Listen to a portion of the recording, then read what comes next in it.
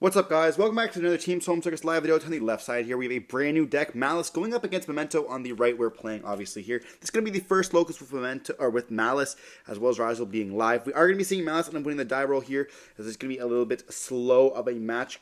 Still learning how to the cards. We're going to see Silent Minding going to be pitching, which I believe is going to be the Cheese Cat. We do take a second to read these cards. We're going to search for the Domos. This is going to be a card that is going to be one of their starters, being able to banish the other one and let us summon it from the grave, or summon it out from the banish by paying 300. We do take the time to read these cards. These are the first time that we're reading the cards in live right here. You guys are going to be able to see that. We don't have a POV of this because, obviously I'm not going to be picking up a card, bring it to my face, and then reading it out loud. But yeah. And we do take a second to read the Domos as well. It's very difficult when you don't know exactly what you're playing against. Like, obviously, we're going to get the idea of it. And this is the first time that they're playing the deck as well. So, there are times where we're like, okay, kind of reading the other stuff. So they're going to know some of the Domos, act with the effect. And, this is a pretty good card to hand trap in this case. At least I still thought so. We didn't. They're going to be banishing the third one here, and they only have 3 monsters in the deck for now. So definitely going to be important to kind of note.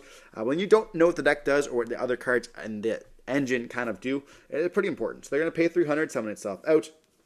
And I believe this one activates the effect, setting a trap from the deck. And I am thinking on this. I haven't read any of the traps, so I obviously want to be able to see what the traps end up doing. And yeah, there's 3 traps as well in the deck, which is pretty cool. 3 traps, 3 links, 3 monsters in the main deck. We see a pretty common denominator. They might get a 4th of every single one. I think they also have 3 spells as well, but I'm not exactly sure. We have the field spell and I think one other one. So here we're going to be setting a trap, and we do chain a full roaster this. They do opt to ash it. Definitely makes sense because they're going to go into the extra deck quite a bit here, and we want to make sure we minimize the kind of draws we're going to go for the Hazard Ligaros here, which is going to be a crazy card in this deck. I definitely think this card should be getting a rarity upgrade sometime soon as a super, maybe in the next OTS pack or an ultra, in maybe a reprint set. But we're going to be banishing here, I believe this is the Domos, and then we do opt to ogre this Hagrid Literal. This is going to be so that we just remove the link material on the field. I opt to do this because I was like, okay, this might be the only way I can actually get the monster on the field. And I know that they have a link 3. I remember seeing that in the sneak reveals, but it's been like months since I've actually read them. So I was like, okay, clearly we're trying to go up into something. I wanted to make sure that they didn't have the materials for it, but they have a field spell they're going to be able to summon out from the deck anyways. So they kind of get punished by that, but they are now left to 1 card on the in their hand, which is going to be pretty nice. So if we had like an ogre or something like that, or something else we could have hit with this, it definitely would have been impactful, but we're just reading the cards. I didn't even know they had a summon from the deck. From the way I look at it, it just looks like they're trying to link up, and then I just want to be able to hit that. So they do banish the Cheese Cat, being able to summon itself out, paying 300 once again. So this is going to be like 900 paid so far. And then, yeah, we get to, I believe, draw a card or something like that. But we're going to link up now into Splash Mage, and then Splash Mage will be able to summon back out. And then we link away now for our copy of, which I'm going to be assuming is the white binder one or whatever it's called. This one's like the triple DD Crow. Yeah, so we're going to go up into this one here. I feel like we kind of have to. The red ransom doesn't really do very much for us. I haven't even seen Heart Cripper being even made yet, so we do take a second to read this. It does have some really cool effects. When it summons, you can target 3 cards and banish them. Then you can set a trap from your deck, which is pretty cool. And so they do activate the effect, and they set a trap. We're going to read the trap, and this is going to be the Ultra one. This is going to be the MTP7. Yeah, I'm not going to remember any of these. They all have crazy names. But this is going to be the adding one here. And then I think you gain, or you just banish 1 card on the field as well. What's really cool with the trap cards, like I mentioned in the other one, the Rizal versus Maliss, is that what's really cool is all these traps have the ability to dodge the stuff, so it helps you dodge like Valor and Imperm. So I think we might see some builds actually play multiple copies of it. And so we're really going to activate the trap here, which is going to banish our copy of the white binder, letting us summon out the Cheese Cat, and then we're going to be able to activate the effect, paying 900 to bring it back out. And then we get to draw a card as well off the Cheese Cat, I think it is, or maybe it is this one here. Yeah, so the white binder is going to let you draw a card, as well as, I think, Cheese Cat.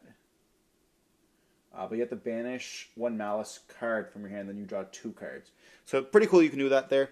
They're going to take a second to read the card. If they have another field spell, they can Maliss on the ground. They can discard to draw 2 more as well. But It doesn't look like they end up quite having that there.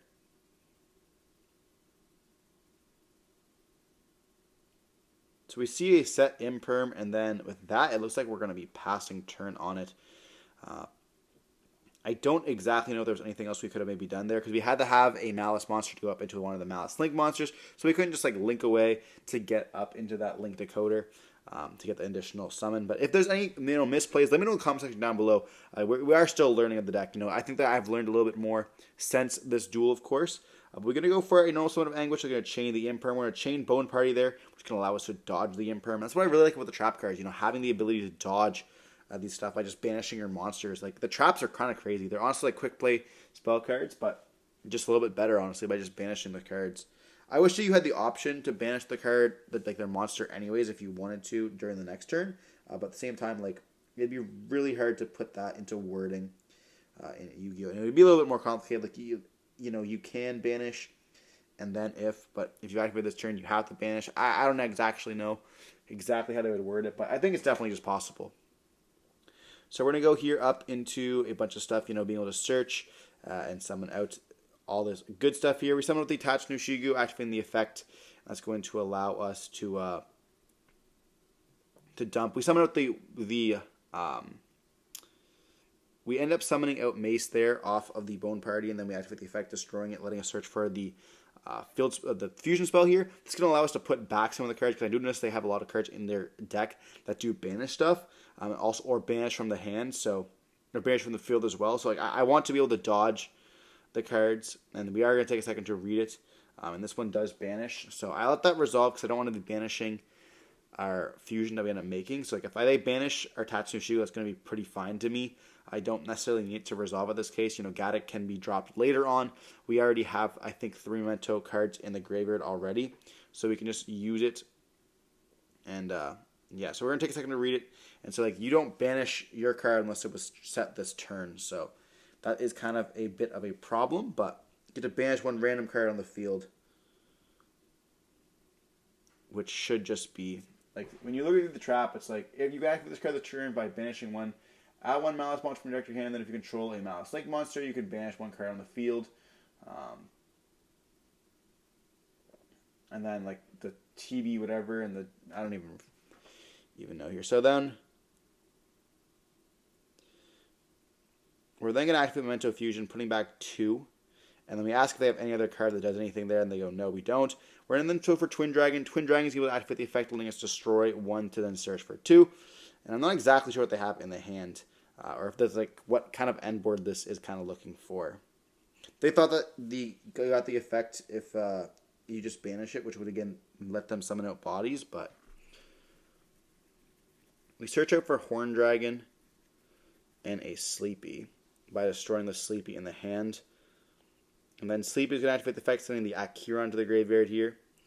And then we had the fusion to be able to just banish, to then be able to destroy the twin, summon out the Akiron. Akiron can be destroyed later with the combined creation, stuff like that. There's definitely different options that we can go for here.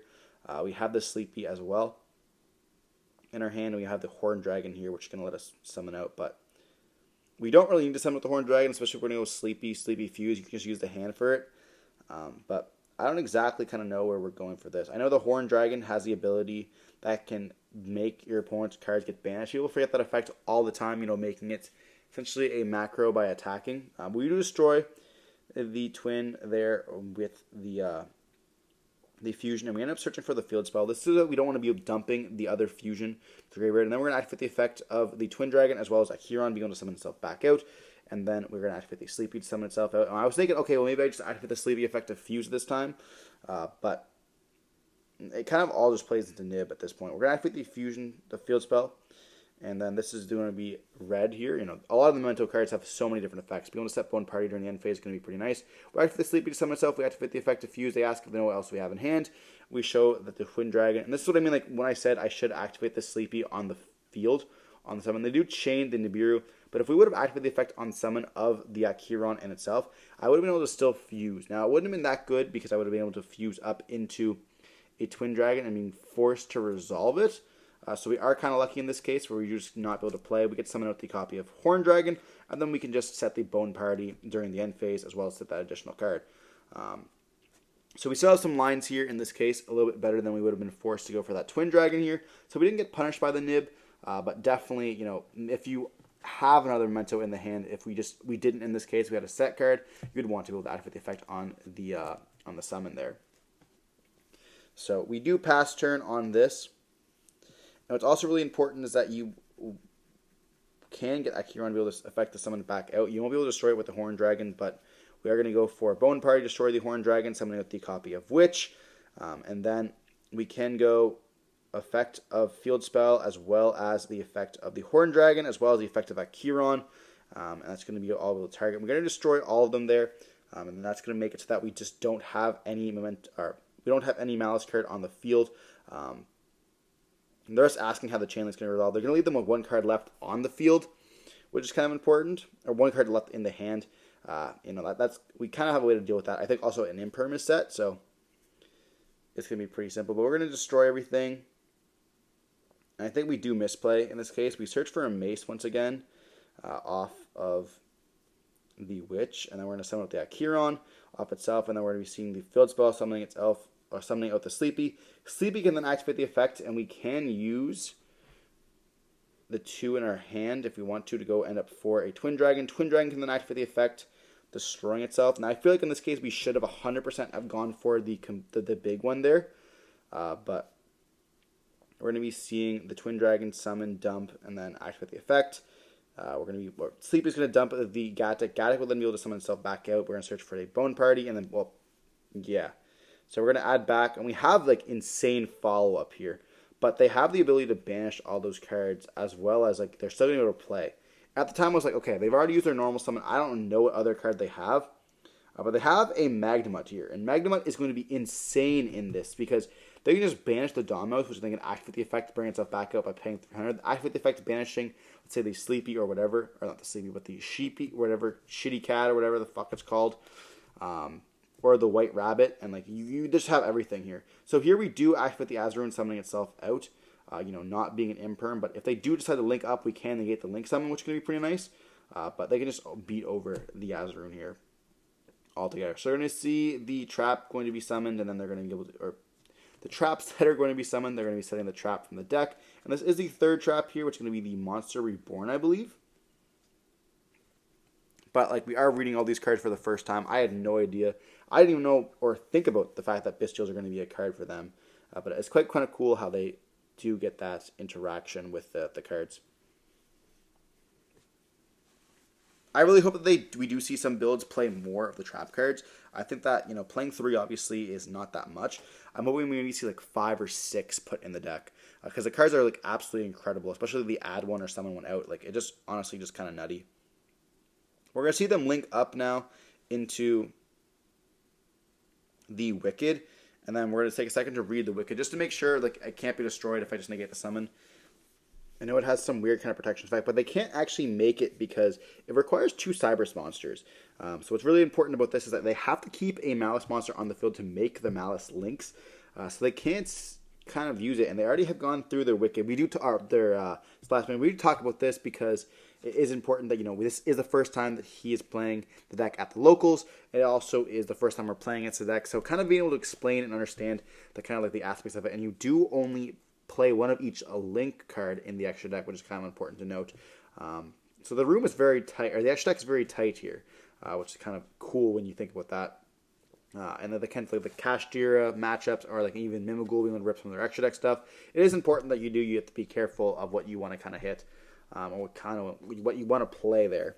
But yeah, definitely very interesting for us. We are learning quite a bit for this deck. We do go see them make something else here, and I think I want to negate the summon, but I'm not exactly sure here. But I'm not going to negate the summon. I'm going to negate the next summon there, because I want to make sure that we just don't have any way to kind of climb up into anything. But we go for the SP. SP is going to attempt to...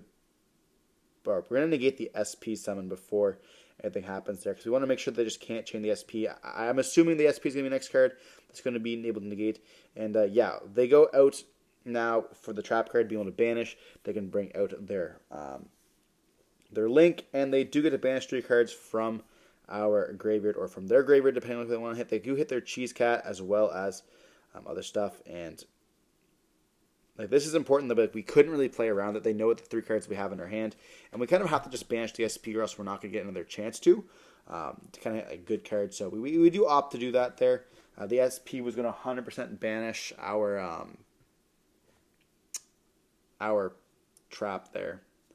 But we are learning the deck still at the same time, so it's kind of important that we do see them look at some of the doubles, and they do choose to hit 2 of our 1-ofs. I don't think I'd hit Horn Dragon. Akiron definitely makes sense, being able to stop and bring back the banish stuff. I understand wanting to hit it there, but like I mentioned a few times already, when you are playing a brand new deck and playing against a deck you're not too familiar about, it is kind of hard to hit those cards.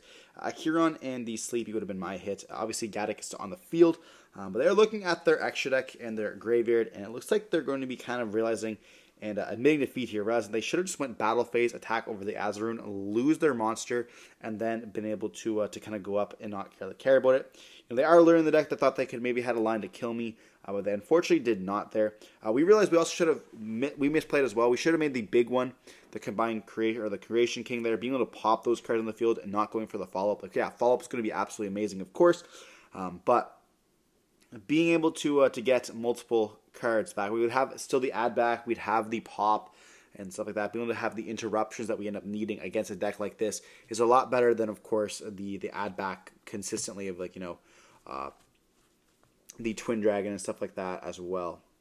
We would have seen Twin Dragon be able to summon back with another body and stuff, but it still was going to be fine. Like Creation would have been able to summon itself out, and then we would have dumped the Gaddock and other stuff, being able to act for that effect, letting us summon back out and adding back. Like, we would have had a bunch of adding anyways, so there's really no need for dumping it. Now, the only problem with the combined creation, or going for the Creation King, is we would have had to dump the combined creation, and that would have gave us quite a bit of a problem against some of these like the Deity Crow cards, like the Shaberta there of the white binder. Being able to hit the combined creation is definitely going to be a good card to hit in this deck. But we're going to see it now moving on into game number 2 with Maliss going to be able to choose to go first once again. We did get lucky there. Definitely escaped by the skin of our teeth from an inexperienced, of course. If you guys see any other lines that you definitely could have made, let me know in the comment section down below. We are obviously looking for help. It is day 1 of this still. And the next time you guys see Maliss on the channel, it should be a lot better. And now, it doesn't look like this hand's going to be doing too much for them. They're going to be setting 2 cards and passing. It looks like they have double talents in the hand as well. So definitely not going to be too good. We're not going to be shotgunning any of the crazy Mulch armies here. We do normal summon out a copy of the Witch. They do chain Imperm. We chain another Bone Party there. That's going to allow us to summon out from the deck. I'm going to be summoning out the Goblin here. And then we're going to be able to search for the attached Nushigu. Goblin will be active with the effect, allowing us to dump 2 more additional cards. And we do opt to summon attached Nushigu here. I don't know why we decided to do that. There's really no reason to do it. And we do go Goblin, send. That's going to send the copy of the Gaddock as well as the Akiron here. And then we're going to go activate the effect of the Magnemut targeting the Gaddock. And this is why we should not have summoned with the attached Nushigu, because we would have no monsters on the field right now. So definitely would have been able to play through that.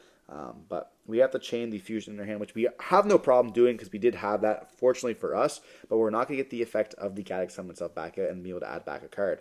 So definitely going to be pretty problematic. And they are down on the 2 cards left in their hand here. We're going to be able to activate the effect, adding the Sleepy as well as the Horn Dragon. Akiron's going to summon itself back out, and then we're going to activate the effect of the Twin Dragon, summon out another card. We do activate the effect of the Dark Blade, discarding another Witch to destroy the back row, and it is a cross-out designator here. So it looked like they have cross-out designator, Imperm, Magnemut, Talents, and then one other unknown. Is that one unknown going to be a Nibiru is the question, though. We're going to be seeing a special summon out of the Horn Dragon because we do have those cards in the graveyard here. And this is when I would start pivoting up into, or I guess prior to this Horn Dragon being summoned, where I would pivot up into the Phoenix cards if I was playing them. But unfortunately, we are on a pure version of the deck. We do go up into an SP only so that we can dodge the Nibiru if we do have it. That's the only other card that, we can go up into if we're not playing the Phoenix up. Let us play through the Nibiru here in this case. We are going to go up now into we're going to activate the Touch No Shigu effect finally here, destroying the Akiron, dumping the Witch as well as the Mace. And I don't know why we dumped the second Witch. There honestly was no reason to do that there because we already have 2 Witches in the graveyard, so it actually is going to make our deck significantly worse. But whatever here. We do summon out the Sleepy, activate the effect, and they do nib check us. We do chain the SP, getting rid of the Sleepy as well as the SP, only so that when we are able to bring back that copy of Sleepy, when it does get destroyed, it's going to be able to dump from the deck. We do then banish the Fusion, allowing us to add a card, adding the Bone Party there. But like I mentioned earlier, we have no Witches in the deck. So definitely going to be a smart play from us here from that Touch No Shigu. Pretty much no reason to do that altogether. But we're going to be setting 1 card there and just passing turn on that, it looks like. And that's definitely not going to be a good line from us. We do see the SP as well as the Sleepy being brought back. And I mean, we do have, of course, Bone Party going to destroy the Sleepy, going to get activate the effect. And they do see a Magnemite now going to be able to activate targeting. And it doesn't really matter what they target. They have the, a few good targets. Myself, I would target the Mace, but they're going to choose the Horn Dragon. And the reason why they're going to choose the Horn Dragon here is not just because of inexperience, but because the fact that Horn Dragon is actually going to be pretty brutal against the deck, being able to pop their Maliss monster on the field when we do summon itself out. So I get from their perspective, Horn Dragon is kind of crazy, especially being a blackout, but we're going to see the normal summon of the Dotscaper here. At this point, I'm like, okay, I now know what's been done. They used their normal summon, they used their Magnemite, they've used, they only have 1 other card left in the hand. I'm hoping it's not going to do anything. They have used a normal summon. They didn't have that last turn, so they would have normal summoned most likely. So I'm just like, at this point, we might as well play. And then we're going to go up into the Touch No Shigu here. Sleep is going to be able to dump the copy of the Gatic. Gatic will then be able to activate the effect, summoning itself back out. Activating the effect will now impact the Sleepy. Sleepy will then activate, and we would have the Witch here if we had one in the deck, which would then let us add another card in the hand. But unfortunately, we played a little bit incorrectly. So we're going to activate the effect of Sleepy. Sleepy can activate the effect, allowing us to fuse. And then we are going to go up into the copy now of the Creation King. Creation King will then be able to dump from the extra deck as well as the grave or into the deck. We're going to dump the Karam Creation. And then just any other card here. Probably the Fusion spell. Just so we can add another card to the hand next turn. But yeah, we should add another card in the hand there. Definitely was a huge misplay on our parts. But we have multiple pops here. So we shouldn't really do anything in this case because we don't know the last card in the hand. And we just go, okay, nothing else here. They take a second to read this. It is a numerous pops, so they'll have 2 pops here from us. But it's not going to do very much. And they have to kind of find a way to get to a Maliss monster here to kind of continue up.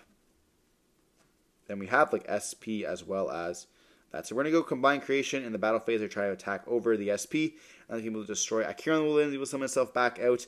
And we're back into the game. We also have the Fusion in the graveyard, which can actually pop the Akiron there the next turn. And they do go main phase 2, but that means we're going to have a next turn for a Talents, attempting to draw 2 cards here. And now this is where I wish we had the POV, because they go, I'd like to draw 2, please. And if we would have had Ash, that would have been absolutely crazy at our last card, but unfortunately it was not. So they draw 2 cards here, and they have Terraform, which can allow them to get their Maliss monster banished, allowing them to summon itself out. Now talk about a perfect draw. We're going to see them activate this, now be able to banish, and they most likely are going to banish the Domos here, because it's going to allow us to get an additional body, essentially, here. So we're going to pay 300, allowing us to summon itself out. Maxing will activate the effect, allowing them to banish the white or the cheesy in this case, depending on other cards that they have. And we do chain a Veiler to this, stopping that Domos from banishing. But they're still able to link up into a third body, because the Thoughtscaper will be able to bring itself back out once again. So they are thinking on this. They're going to link up now into the... Doesn't really matter here. I think this one locks you, but I know they have another card they can make. So we're going to be seeing the Dotscaper being brought back out.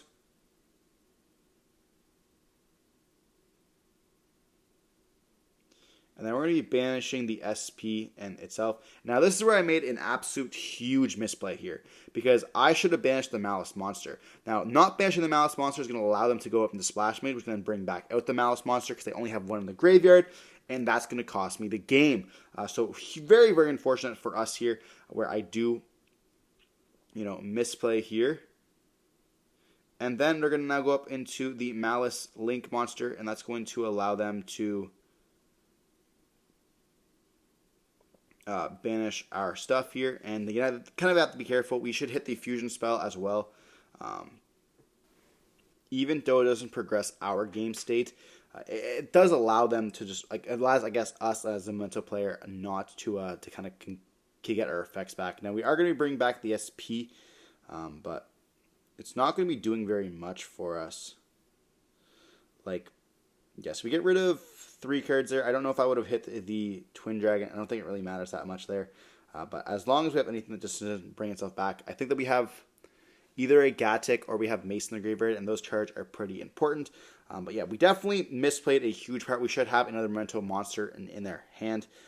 Probably a Sleepy in this case, but definitely didn't do it right there. We're going to see a trap being set, which is going to allow us to summon from the deck, which is going to be pretty important. We're going to summon with the Rabbit, and then the Rabbit will be able to bring and also gain pay life points to bring itself back out, whatever, 900, and then drawing a card as well. And then we have the set from the deck here, getting to set the one that lets us gain life points here. This is going to allow us to actually gain life points enough to win this game, and we are going to see time being called. So we're going to be banishing the White Rabbit, being able to summon back one from the graveyard, and then we're going to be able to... Okay, we're going to actually think on this there. We do see the top deck, which is going to be an Imperm. The game time just got called, and I was like, okay, well, I'm going to be seeing what we really have to do. And it only gains life points of the monster that it summons there. So we're going to, we have nothing. We're going to let them play it through. Yeah, Imperm was our top deck. Not going to be really good. We are going to be seeing them end up gaining life points here. I don't exactly remember 100% how they end up doing it. But they end up making it so they have 88 again, which is going to be enough for game. But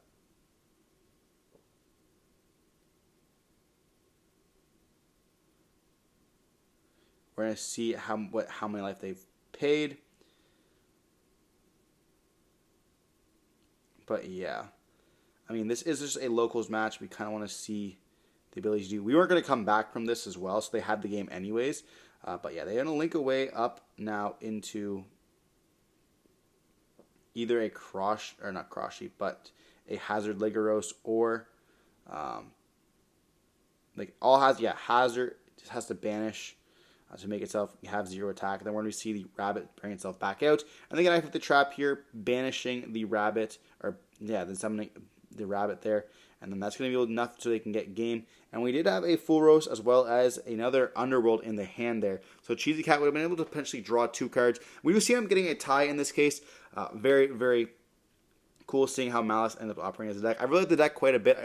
I hope in the next new support they're going to end up getting, it's going to boost it up quite a bit. I like this deck a lot more than the Rigel deck myself. I think it's really cool how they kind of make their plays and kind of a continuation. I like how the trap cards are being used. I like quite a bit. But I hope you guys enjoyed watching the video. Don't forget to like, comment, subscribe if you guys have seen any other ways that you guys could be able to play this deck, or any lines that we end up missing. Let me know in the comment section down below. Don't forget to stay safe. Peace.